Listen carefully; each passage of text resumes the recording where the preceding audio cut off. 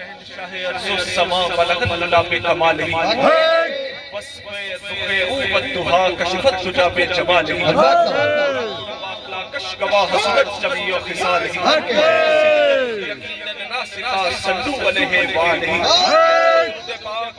سرور کونین پر رسول الثقلین پر نبی الحرمین پر حسن بن حسین پر صحابہ کعبہ حسین پر حیات مقصد حیات پر فخر موجودات پر وجہ تخلیق کے کائنات پر حامد و محمود پر ناصر و منصور پر مقصود و مقصود پر رحمت للعالمین پر خاتم النبیین پر شفیع المذنبین پر مستعدار حرم پر صحابہ کرم پر جمیع الامم پر مدنی دائدار پر انعامدار پر رب کے پیارے یار پر درود پاک الصلاۃ والسلام علیکہ یا رسول اللہ وسلم علیکہ یا حبیب اللہ۔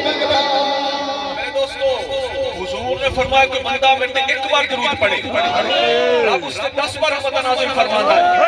ایک بندہ میرے ایک بار درود پڑھے رب اس سے 10 بار رحمت نازل فرماتا ہے۔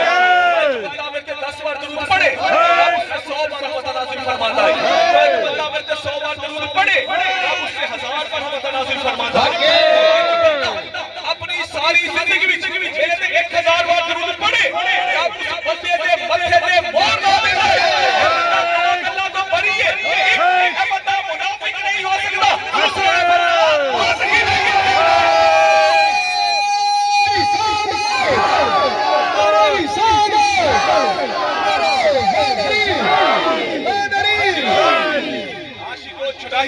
اور اسپیشلی 24 چک والے ہو اپنی ہر محفل جگہ لیکن نعرہ رسالت کا جواب پھیکا پھیکا اور ڈھیلا ڈھیلا نہیں ہونا چاہیے۔